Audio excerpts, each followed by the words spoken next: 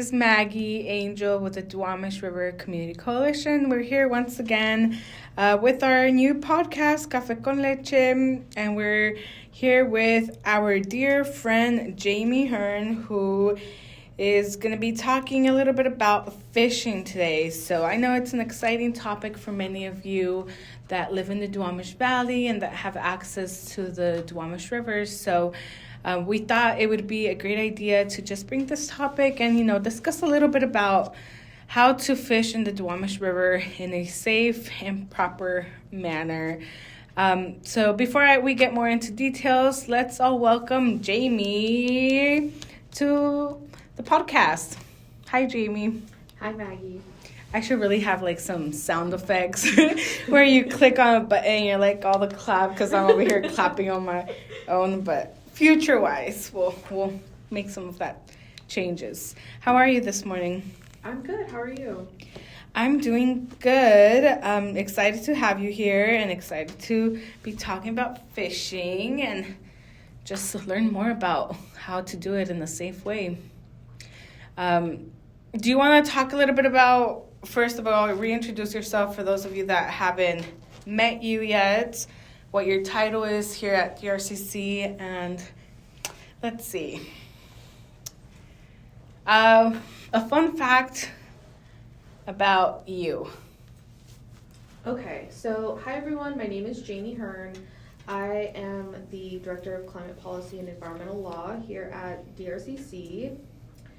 And a fun fact about me is that I grew up fishing with my dad. So this is a topic that is near and dear to my heart. My family loves eating fish. We love getting out on the water. And it's a really big part of the advocacy work that we do around the Superfund and the river here in the Duwamish Valley. Thank you, Jamie. I know living next to a river, some of us that live here don't even know about the fishing concerns. Can you talk a little bit more about that? Yeah, so as we've sort of talked about in some of our previous episodes, the Duwamish River is a Superfund site, and that essentially means that it is one of the most contaminated sites in the entire country. And because it's a river, and because it's in such an urban area, in such close proximity to communities and neighbors, we have to be really careful about the ways that we fish in the river, and just being mindful of what we're able to consume so that we're making sure that we are protecting our own health. At the same time, the DRCC tries really hard to always advocate for the most health protective standards, because we know how important fishing is to our community. And one thing I like to sort of talk about when it comes to fishing is that, fishing is a really significant activity for our communities for a lot of reasons. We're next to the Duwamish tribe, and then of course there's the Muckleshoot and the Squamish who have fishing rights, and for a lot of Native people, especially in the Pacific Northwest area, fishing is a really important part of their culture. It's a way that they've, sustained themselves for thousands and thousands of years. It's connected to spirituality. And so that's a really important part of why fishing is so important. And then for non-tribal folks in the Duwamish Valley, a lot of people are immigrants, or they come from families where fishing and eating fish is a really big part of their diet and their culture. And a lot of the people who live here maybe had family members, or they themselves previously lived in other areas or other countries where fishing was a big part of their life. And, everyone deserves to be able to participate in activities like fishing, where they get to go outdoors and they get to do something that they love. And the responsibility is really on the responsible parties who are cleaning up the river to make sure that folks who want to fish can do so safely, instead of putting the responsibility on fishers to have to monitor what they're eating and making sure that they're safe. And so that's sort of, just a general sort of principle that we carry with us when we do our advocacy work around the river. Yeah. And also in general, I think it's just so difficult to keep track of where you're getting your food from.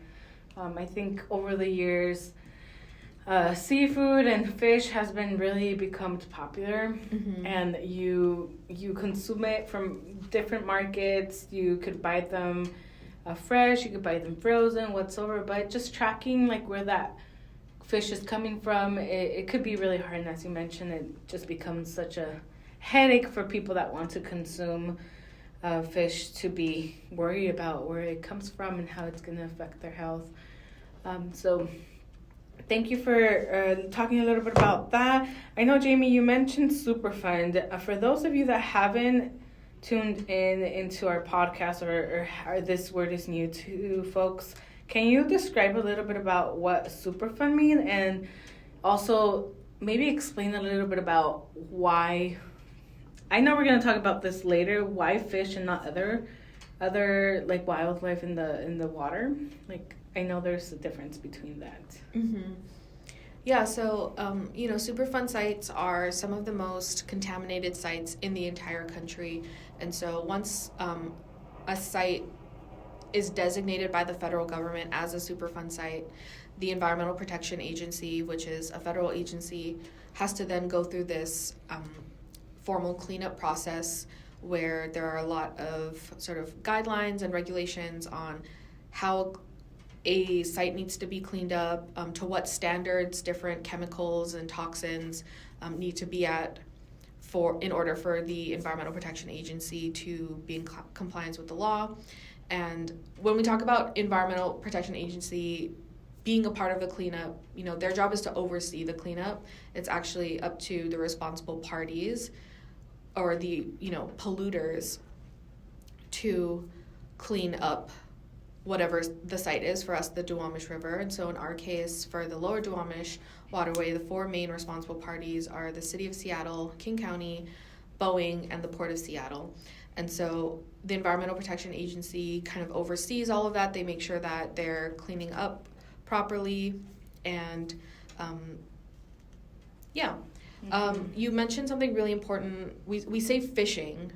What does that mean for things like crabs and mussels and clams and all of those sort of other seafood that we have in the river?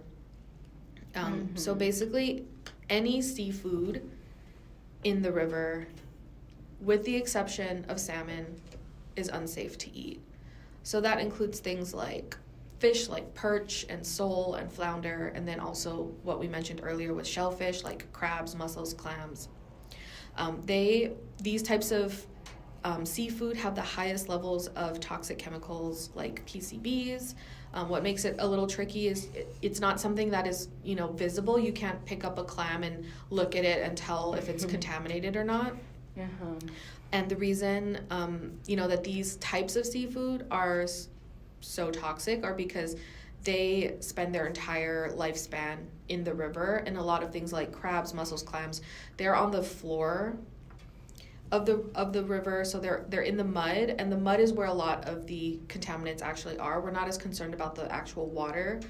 The concern with the Duwamish River is the mud and sand at the bottom of the river. And so for these animals who spend all of their life just really like in the mud, in all of the toxic sediment, that's when some of these like health issues kind of arise from fishing.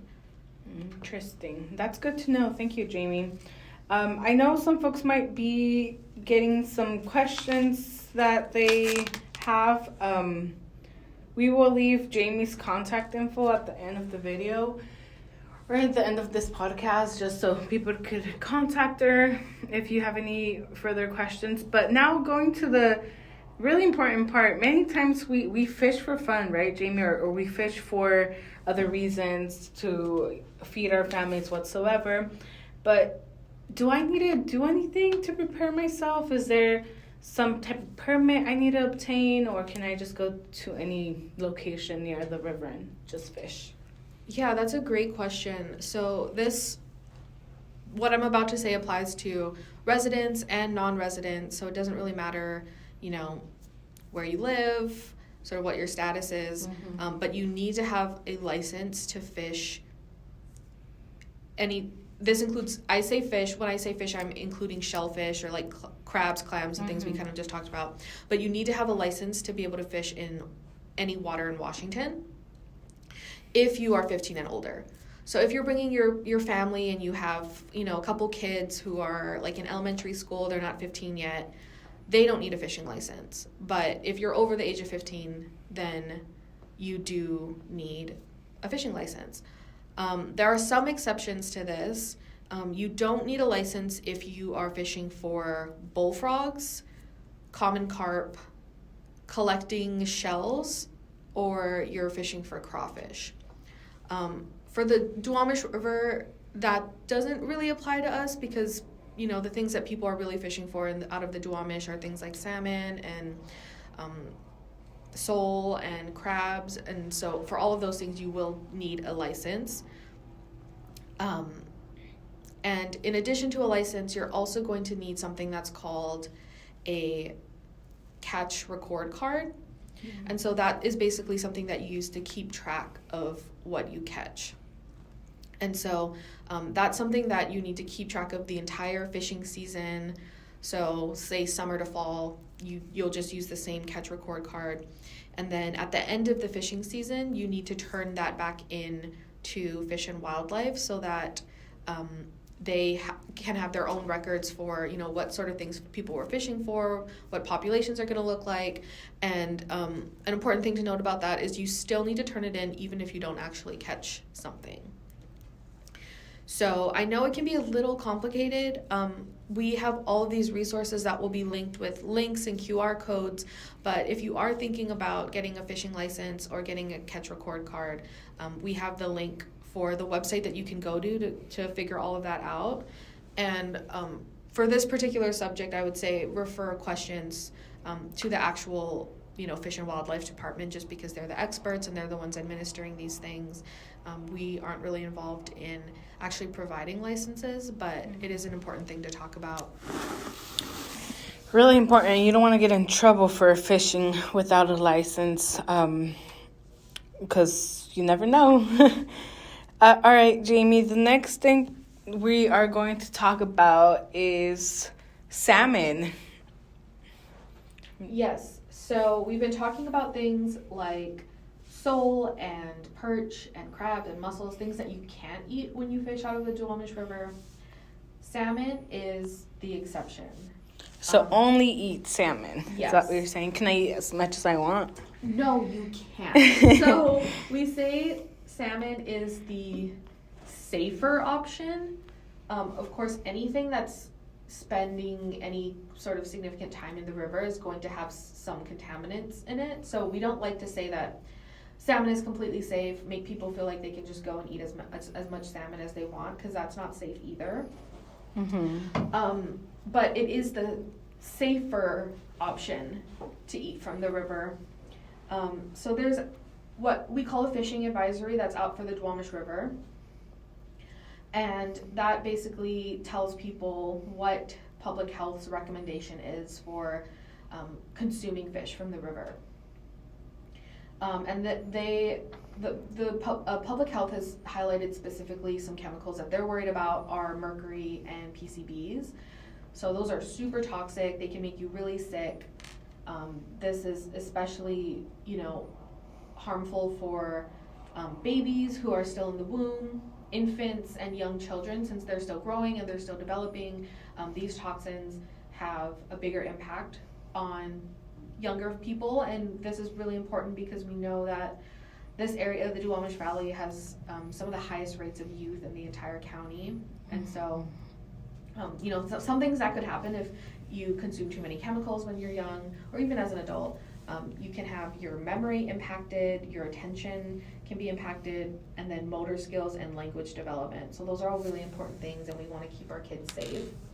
So when in doubt, refer to the fishing advisory. This is something that we have on our website, or you can just Google fishing Duwamish River, and it should pop up. It's also posted along the river at popular fishing sites. I'm going to walk through it now. It's a little confusing because it's not just any salmon, you can eat the same amount. it depends on what type of salmon, and we have 5 different types of salmon that we typically see in the Duwamish River. So for salmon species that are chum, coho, pink, or sockeye, the recommendation is it's safe to eat 2 to 3 meals per week. And 2 to 3, a meal does not mean the entire fish, or it does not mean eat as much until you're full, and that's a meal. One meal size is about the size and thickness of your hand. Pretty much like the palm of your hand, right? Yeah, the palm of your hand. So that's not a huge piece of fish, and that's 2 to 3 per week for those types of salmon. For king salmon or Chinook salmon, it's even less. So for those, it is 1 meal per week. And then when you look at blackmouth salmon or resident Chinook salmon that are caught during the winter time, then it goes down to 2 meals per month. So it's really important to look at what type of salmon you're catching and then check the fishing advisory to make sure that you're not eating more than what is recommended. And the reason that salmon are safer to eat than these other types of fish and shellfish that we have in the river is because salmon are migratory, so they go out into the sound, spend some of their life out in the salt water, and then they come back up into the river to lay their eggs. So they don't spend as much time in the river with all of the contaminants the way that these other types of fish do. So don't just eat a big portion or a whole fish. There's steps. I know there's also some videos online, Jamie, that give a little sample of how to prep your fish and how to cook them as well. We could probably link those as well on this podcast. So for those of you that are interested in more on like how to cook the salmon you catch or how to be more precautious, you could have a video to look at and just describe those things a little better than what we would do in this podcast. Is there more you want to share about the type of salmon before we move on? Yeah, I just want to say a few more things about salmon. So for Chinook salmon, the only place that you can keep Chinook salmon is from the 212th Street Bridge in Kent, which is downstream to the Tukwila International Boulevard, or the old Highway 99. For coho salmon, October is often the best month to catch this type of salmon, and the Spokane Street Bridge is an early hotspot. Other popular fishing areas for coho are Herring's House Park, the First Avenue Boat Launch, and then also Duwamish Waterway Park, which a lot of these are really local, popular fishing spots. For chum, these are usually the latest of the salmon that spawn in the fall, and they enter the Green River and the Duwamish River a little bit behind coho salmon, so usually the best time to catch them is October through December. But usually we often will see some chum salmon in the river past the new year as well. And then for pink salmon, they actually have a 2-year life cycle, where a lot of other salmon spawn every year. So in Washington, the pink salmon spawn on odd number years, so you can't just go out every year and expect to catch some pink salmon. That's just something to keep in mind if that's something you're interested in catching. They spawn in the fall, and they arrive in the summer, so usually the best time to try to catch some pink salmon is late August through October, with early September kind of being that like hot spot for pink salmon. And I know this is a lot of information. We also have, in part of the resources that we've created around fishing, we have links to things like local saltwater and freshwater fishing sites. So there are maps that already exist if you're looking to find new places to fish or you're new to fishing and you're not sure where to start. There's a map for that. You can also learn about specific access points in the Duwamish River. If you want to stay in the Duwamish Valley and fish, there's a map that we have linked for Duwamish River access points. And then we also have linked resources for fishing maps in Spanish and Vietnamese. And we also want to highlight one really great resource. One of the things we talked about earlier in this episode is that for a lot of folks who fish in this area, it's a cultural thing. It's about providing food for your families, and a lot of times folks who fish are immigrants or come from immigrant families. And so there's this program called Community Health Advocates with King County Public Health. And there's just a lot of really great resources in different languages, in Khmer, in Spanish, and Vietnamese. They produce fact sheets. They have things like Maggie was saying earlier, like videos on how to cook a fish properly. That can be found on their website, which is also linked in our the resources that we'll be including with this episode. And they also have different contacts that you can talk to if you're looking to speak to someone in a specific language. They have contacts for that, and it's just a great resource for sort of local fishers and folks wanting to engage in their community in specific languages, or just in general trying to learn more about how to safely fish in the Duwamish River. So that link will also be in the resources that we include. Wow. Thank you, Jamie. That was a lot of great information that you shared with us. Of course, we just threw a bunch at you also that are listening. So as I mentioned before, if you have any questions or still are concerned about something, or you've been fishing and been doing it wrong, it's never too late to start doing it the right way. So feel free to take a look at our website. We're sharing some resources on this podcast, so you'll be able to see this video. This recording attached to a video where you will see more links and resources on our Facebook page. You could just find us as Duwamish River Community Coalition. We are also on YouTube, and we are uploading stuff as well on our Spotify podcast as well. So if you have any questions or any concerns left, or just comments, or you want to learn more, as Jamie mentioned, probably the best way to learn about fishing would be through, what was it, Jamie? The Wildlife and... Oh, Department of Fish and Wildlife. That one. But we would also link the resource info below. So, all right, Jamie. Well, thank you so much for sharing all this great information. Hopefully those that are listening took some great notes, or at least are more familiar with the topic, and hopefully could do some safe fishing out in the Duwamish River. Thank you for joining us, and we actually don't think we have another session with you, but you're going to be more than welcome to join us for future podcasts. Thanks, Maggie. All right. Well, we'll see everyone else. We'll talk to y'all soon.